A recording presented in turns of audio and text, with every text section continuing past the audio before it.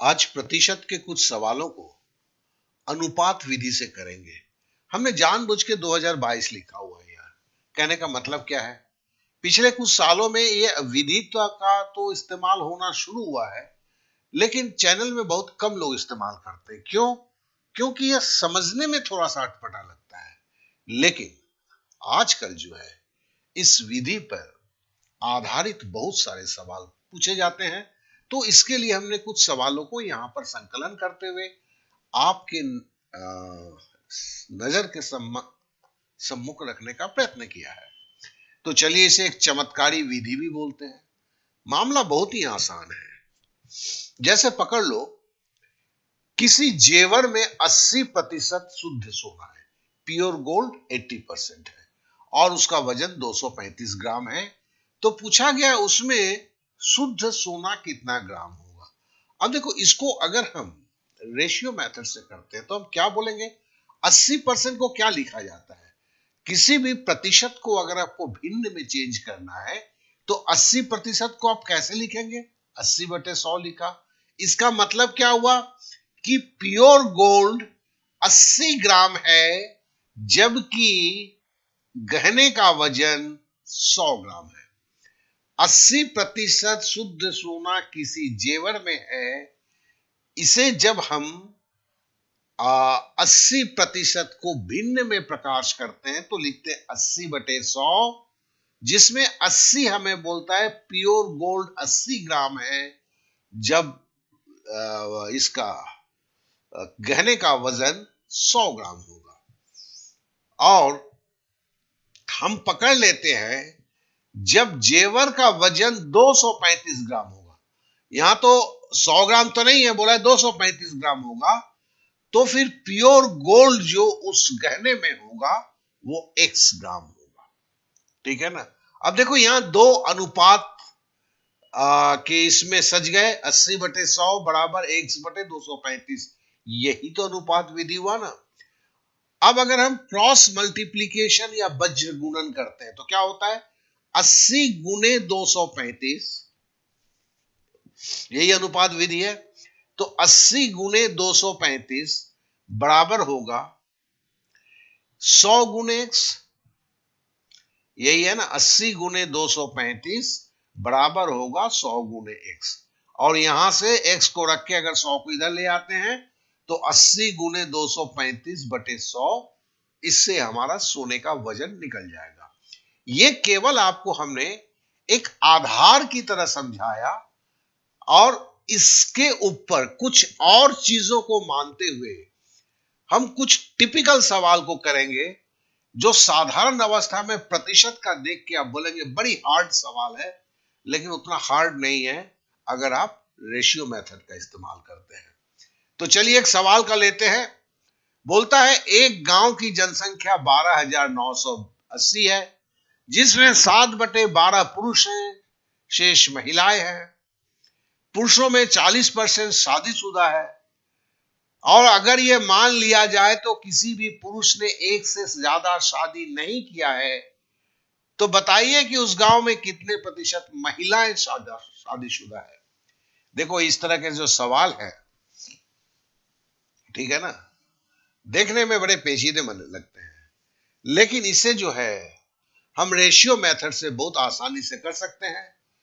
ओ चलिए, पहले इसको करने के पहले हम कुछ और बातों को आपको करना चाहेंगे।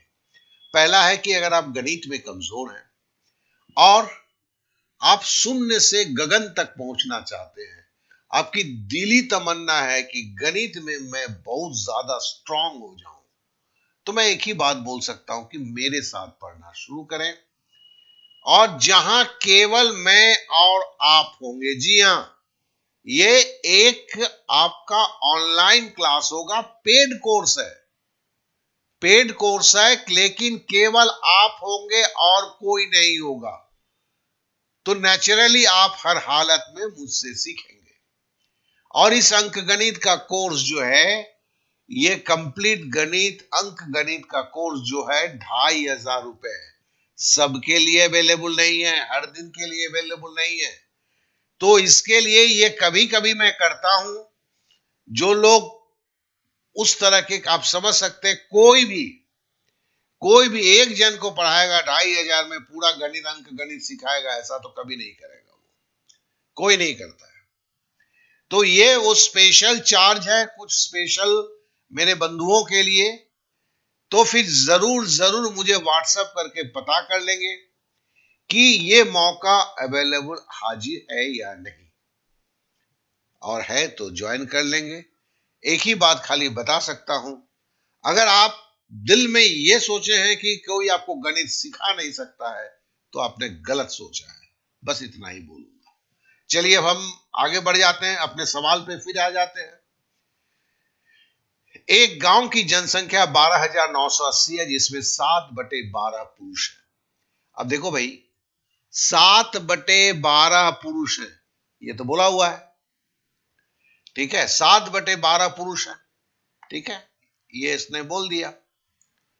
तो अगर 7/12 पुरुष है तो मतलब क्या है, 12 जन में 7 जन पुरुष है, तो महिला कितनी होगी यार, 5 जन होगी ना। बड़ी सिंपल सी बात है, 7/12 भाग मतलब 12 भाग में 7 जन जो है पुरुष है, तो महिला कितनी होगी, तो 12 में से 7 घटाओगे तो आप बोलोगे 5/12, ये 5 जो है महिला होगी। ये कहां से आई भाई, आपने 12 में से 7 को जैसे घटाया, ठीक है, तो आपको क्या मिल गया, आपको मिल गया 5 जन महिला होगी। लेकिन अब बोलता है कि भैया पुरुषों में 40% शादीशुदा है, ये भी बोलता है, ये भी बोलता है, ये भी मानने वाली बात है, इस पे ध्यान दो। पुरुषों में 40% शादीशुदा है। यहां तो बोलता है 7 भाग 12 आदमी में 7 आदमी क्या कहते हैं पुरुष है। अब पुरुष में सभी शादीशुदा नहीं है, पुरुष में 40% शादीशुदा है, और किसी भी पुरुष ने एक से ज्यादा शादी नहीं किया है, मतलब सबके एक ही बीवी है।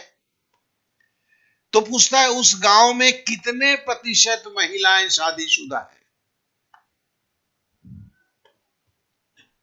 ऐसे सवाल को कैसे करते हैं, जरा इस पे ध्यान दीजिएगा। अब देखो, हमने बोला भैया भाई 7 पुरुष अगर है 12 जन में, प्रति 12 जन में 7 अगर पुरुष है तो 5 महिला है, जो अभी हमें इस हिसाब से मिला हुआ है। ये तो एकदम पक्का है ना, यहां पे तो कोई किसी तरह का कोई दिमागी अड़चन ही नहीं है। अब हम आगे बढ़ते हैं, हम ये बोल सकते हैं, ध्यान देना, ये संख्या है, ठीक है ना। अब इस तरह के सवाल में एक बात तो तय है, 7 पुरुष में जितने पुरुष शादीशुदा हैं उतनी ही महिला शादीशुदा होगा। फिर से मैं दोहराता हूं, 7 पुरुष में जितनी महिला शादीशुदा होंगे उतना ही महिला शादीशुदा होगा। मतलब क्या है भाई, 7 पुरुष में, अब देखो भाई मैं ये उल्टा करके प्रतिशत लगता हूं, देखो कैसे रखता हूं प्रतिशत, ध्यान से देखो, प्रतिशत 5%, 7%। अब जरा गुणा करो तो यार, 7 पुरुष का 5% मतलब क्या होगा, 0.35। तो मैं बोल सकता हूं 7 पुरुष में 0.35 पुरुष विवाहित होगा। और हम ये भी बोल सकते हैं, देखो 7% महिला है, ठीक है ना, तो 7% महिला है और 5 महिला है, यहां भी बोल सकते हैं भैया 0.35 महिला शादीशुदा होगा। अब जरा ध्यान देने वाली बात है, ये एक छोटा सा ट्रिक्स है। 7 पुरुष था, हमने प्रतिशत में 5 और 7% कहां से घुस आ गया, ये तो पहले दिमाग में तुम्हारा आया होगा ना कि भैया ये 5% 7% कहां है, सवाल में तो है ही नहीं। यही ट्रिक्स है दोस्त, यही ट्रिक्स है, यही ट्रिक्स है, इसे समझ लो। अगर मुझे संख्या दिया हुआ है उसे प्रतिशत में गुना करेंगे, उल्टी संख्या से गुना करेंगे। यहां पे 7 पुरुष 5 महिला था, और प्रतिशत में क्या करते हैं, 5% पुरुष 7% महिला। क्यों? दोनों को गुना करने पर देखो एक संख्या आना चाहिए। इधर भी 0.35 आया है, ठीक है ना, और इधर भी 0.35 आया हुआ है। समझ गए? बस इतनी सी बात है, इसलिए मैं बहुत धीरे धीरे यहां तक पहुंचा। मैंने दूसरे चैनल में देखा कि लोग जल्दी में समझाने के लिए इस चीज को बड़ी जल्दी बोलते हैं, बच्चे समझ ही नहीं पाते। आज क्योंकि ये हमारे रेगुलर जो मैथ करने के तरीके में से नहीं है, ये इसके लिए समझ में नहीं आता है। और ये ट्रिक्स का इस्तेमाल किया जा रहा है, और इस ट्रिक्स का मूल मुद्दा क्या है? संख्याएं बराबर होगी। पुरुषों में जितने पुरुष शादीशुदा होंगी, उनकी जो औरत है, मतलब उनकी जो मैडम है, वो महिलाओं के भीड़ में है, तो महिलाओं में उतनी ही महिला शादीशुदा होंगे। सीधी सी बात है। तो इसके लिए जो संख्या होती है, प्रतिशत, उसका उल्टा इस्तेमाल किया जाता है। ये दिमाग में बैठ गया। लेकिन देखो यहां 5% बोला है, लेकिन यहां तो भैया 40% बोल रहा है मुझे। अब कहने का मतलब, अब 5% को मुझे 40% करना है, तो मुझे 8 से गुना करना होगा ना। अगर मैं 8 से गुना करता हूं, तो ये 5% को 8 से गुना करता हूं तो क्या हो गया, 40% हो गया। अगर मेरे को पुरुष को 8 से गुना करना है, तो लड़की को भी बैलेंस करने के लिए तो 8 से गुना करना होगा ना। अब देखो 5 अठे 40%, तो ये 7 अठे 56%, यही हुआ ना। 5 अठे 40%, ये देखो 40, अब यही उसी के अंदर हो गया। और 7 अठे 56%। तो हमारे पास जो है लड़कियां कितनी होगी, शादीशुदा लड़कियां 56%। आशा करता हूं कि इस चीज को समझ गए होंगे। देखिए मैंने बहुत ज्यादा समय लेके समझाया, क्योंकि गणित सीखने चले हो यार, ऐसा थोड़े कि फटाफट कुछ करके चले हो। चलिए अब अगले सवाल पे आते हैं। बोलता है किसी शहर में 21% पुरुष तथा 14% महिला शादीशुदा है। यह मानते हुए कि किसी भी पुरुष या महिला ने एक से ज्यादा शादी नहीं किया है, तो बताएं कि कुल कितने प्रतिशत लोग शादीशुदा हैं। अच्छा, पहले सवाल से एक बार आप इसको देखना चाहोगे? थोड़ा सा हम कंपैरिजन कर लेते हैं, ठीक है ना, तो दिमाग में दोनों बैठ जाएंगे ठीक से। इसमें देखो संख्या दिया हुआ था, और हमें एक ही प्रतिशत दिया हुआ था, और एक हमें भिन्न दिया हुआ था इस सवाल में, ठीक है ना।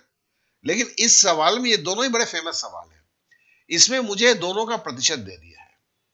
21% पुरुष, 14% महिला शादीशुदा है। अब देखो यहां पर एक चीज को और ध्यान में आपको देना होगा। मैंने देखो, अच्छा ये उठा हो, कोई बात नहीं है, इसका 16.8%, मतलब ये एनिमेशन पहले हो गया है। हम 21% और 14% करते हैं। अब देखो 7 से काटेंगे तो 3 सत्ते 21%, और 7 दूनी 14%, ठीक है ना।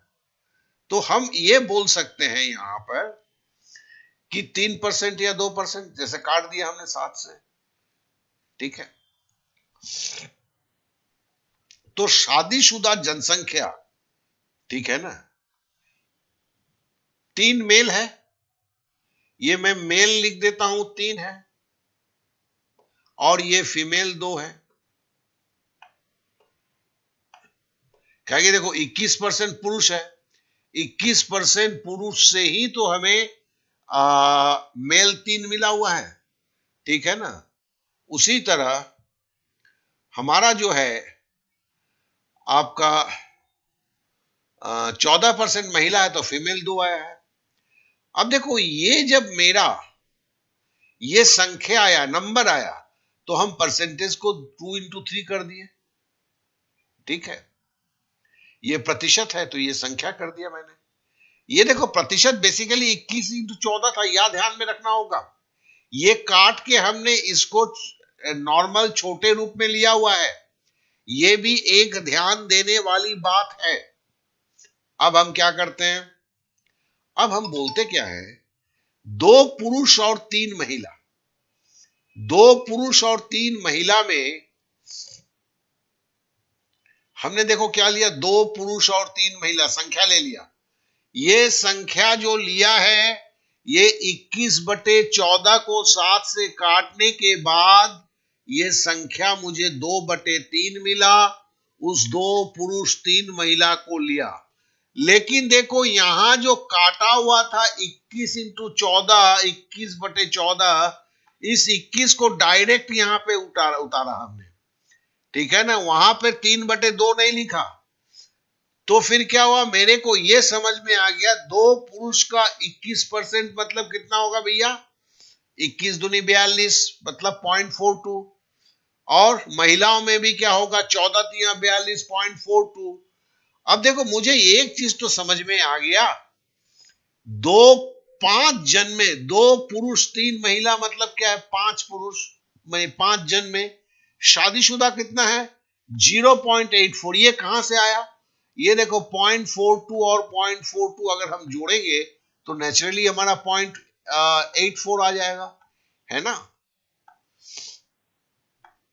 तो ये 0.84 जो आया है, ये तो बस वही है। और हमने 5 कैसे लिखा, तो ये 2 पुरुष है और 3 महिला है, ये दोनों जब जुड़ते हैं तो ये 5 जन हो जा रहे हैं। तो 5 जन में शादीशुदा 0.84 है। तो एक एक नियम कर रहे हैं, तो एक जन में कितना होगा, 100 जन में कितना होगा, ठीक है ना। तो हमने इसको कैसे किया, 5 जन को अगर 100 जन करना है तो किससे गुना करना होगा, 20 से गुना करना होगा ना। 5 को अगर 100 करना है तो किससे गुना करना होगा, 20 से गुना करना होगा। तो इसी तरह 0.84 को किससे गुना करेंगे, हम 20 से गुना करेंगे। तो हमने गुना कर दिया, गुना करने के बाद 16.8% आया। तो मेरा 16.8% जो है वो आपका प्रतिशत निकल गया, ठीक है। तो आशा करता हूं कि यह सवाल भी आपको समझ में आ चुका होगा। चलिए अब अगले सवाल पे चलते हैं। अब अगले सवाल में है कि राम की आमदनी 3,000 रुपए कम हो जाती है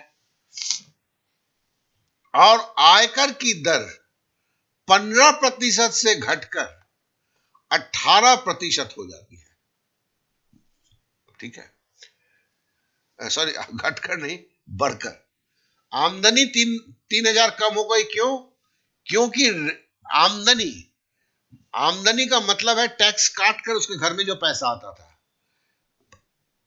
पैसा उसे उतने ही मिल रहे थे। अगर 100 रुपया मिल रहा था तो 15 रुपया पहले टैक्स में कट रहा था। मैं 100 का ही पकड़ लेता हूं ना, चलो यहां पे थोड़ा सा कैलकुलेशन कर लेते हैं। पहले पकड़ लेते हैं 100 रुपए में वो कमा रहा था, तो 15 रुपया उसको टैक्स जा रहा था। तो हाथ में कट के कितने आ रहे थे उसके, 85 रुपए आ रहे थे, ठीक है। अब क्या है कि टैक्स बढ़ गई। अब 100 रुपए में 18 रुपए टैक्स लगते हैं, ठीक है ना। अब उसे जो है उससे 82 रुपया हो गया, ठीक है। और यहां पर देखो, यहां पर जो भुगतान किए गए अनुपात 25 और 82 है, ठीक है। तो कर का अनुपात पहले 15 रुपया था, बाद में 18 रुपया हुआ। तो ये 3:2 है। यहां पे एक ध्यान देने की बात है, ये 3:2 है। मेरा सिंपल हमें आपको समझना है, जब 15% होगा तो वो टैक्स कम दिया होगा, 18% होगा तो टैक्स ज्यादा दिया होगा। इस स्वाभाविक बुद्धि को याद रखेंगे।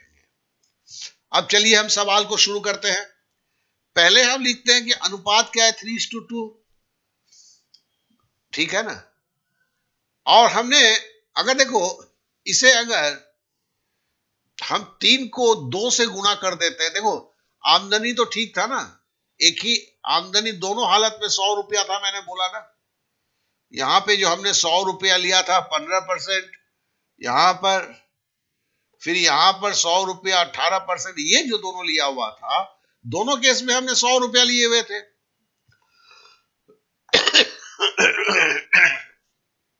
तो यहां पर भी आमदनी के अनुपात जो है 3:2 हो जाता है।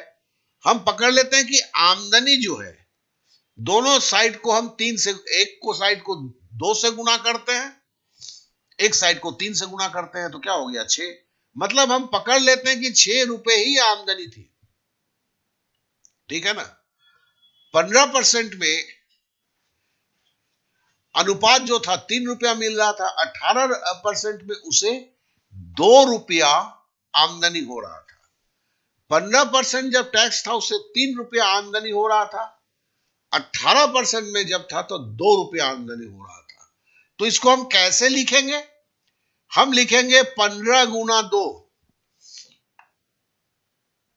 ठीक है ना। ये 15 गुना हमने 2 लिखा, ठीक है। क्यों? 15% करके होगा तो नेचुरली कमी का होगा ना, तो 15% करके हमने 2 लिखा, देखो ये भी पे ही पे आया। और 18% करके हमने क्या लिखा, हमने पकड़ लिया ये 3, 18% करके 3 लिखा हमने, ठीक है। तो फिर हम इसको क्या करते हैं, 30/54 हो गया। अब 30 जब 54 हो गया तो हम इसे ऐसे बोल सकते हैं, 5 से काटते हैं, ये 6 से काटते हैं, 6 पचे 30, 6 नवा 54। तो देखो यहां पर हमें क्या मिला, पहले आमदनी 9 रुपए थी, अब आमदनी घट के 5 रुपए हो गई। पहले आमदनी जब 15% था टैक्स, 9 रुपए की आमदनी थी। अभी जब 18% टैक्स हो गई तो 5 रुपए की आमदनी हो गई। तो आमदनी घटी कितनी, 9 माइनस 5 बराबर 4 भाग घटी। आमदनी कितनी घटी, 4 भाग घटी। अब 4 भाग बराबर क्या दिया हुआ है, देखो 4 भाग का यहां बोला कि 3000 रुपए कम हो गई। तो मतलब 4 भाग बराबर 3000 रुपए हो गए। तो हम कैसे बोलेंगे भैया, 4 भाग बराबर 3000, 1 भाग बराबर 3000/4 मतलब 750। और पहले आमदनी कितनी होती थी, प्रारंभिक आमदनी वो पूछा है, तो प्रारंभिक आमदनी कितनी होती थी, देखो यहां प्रारंभिक आमदनी पूछा गया है। प्रारंभिक आमदनी हमने क्या निकाला था, 9 भाग होता है। तो 9 भाग प्रारंभिक आमदनी मतलब 750 गुने 9। तो 750 को अगर 9 से गुना करेंगे मतलब ये क्या होगा, 750 गुने 9। और 750 गुने 9 अगर करेंगे तो ये 6750 होगा। तो मतलब प्रारंभिक आमदनी जो उसकी थी वो 6750 रुपए की थी। ये इसकी उत्तर हुई। तो आशा करता हूं ये भी आपको एकदम क्लियर हो चुका होगा। अब चलिए अगले सवाल पे चलते हैं।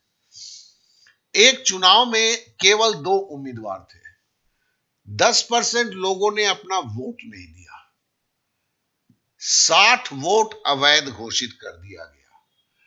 पहले उम्मीदवार को 47% मिले और दूसरे उम्मीदवार को उसने 308 वोट से हरा दिया।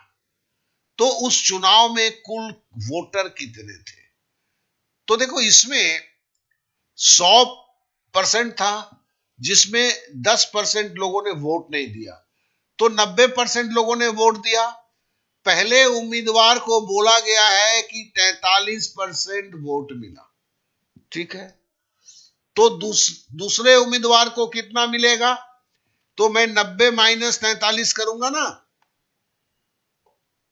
कहे कि 10 जन तो वोट दिए ही नहीं थे, तो 90 माइनस 43 करूंगा तो क्या होगा, ठीक है। 47% को आपको जो है दूसरे को वोट मिला, ठीक है। ओ सॉरी उल्टा कर दिया मैंने, 90 माइनस 47 होना चाहिए। ओ सॉरी, ये 90 माइनस 47 होगा, यहां गलती हो गया है, यहां 47% है। तो बराबर 43%, दूसरे को 43% वोट मिला। अब बोला कि 308 वोट से हरा दिया, जिसमें 60 वोट जो अवैध थे। ये दो बातें आई है, तो मतलब 47 और 43 के बीच में, 47 और 43 के बीच में कितना का अंतर है भैया, इसके बीच में जो है हम जानते हैं 4% का अंतर है, ठीक है ना। तो हम बोल सकते हैं कि ये 4% जो है, ये 4% बराबर आपका जो है 300 कितना है 8 वोट है। तो इसे हम ऐसे लिख सकते हैं 4% बराबर 308, जिसमें 60 वोट अवैध थे, ये भी तो गिनना होगा। तो हमें होगा 248। अब 4% बराबर 248, 1% बराबर कितना होगा 62, और वोट हुआ था 100% में, 100% बराबर 6200। तो टोटल उम्मीदवार जो थे कितने थे, वोटर कितने थे, 6200 थे। इस तरह से यह पता चल गया। तो हमने देखा कि प्रतिशत के कुछ टेढ़े सवाल बहुत ही छोटे में इस तरह के विधि से किए जा सकते हैं।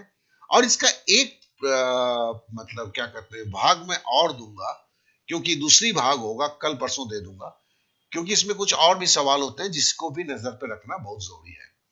तो आशा करता हूं कि आप लोगों को ये संपूर्ण रूप से सही लगा होगा। अगर सही लगा हुआ तो प्लीज शेयर करें, सब्सक्राइब करें। आप लोगों ने समय दिया, इसके लिए आप लोगों को बहुत बहुत धन्यवाद।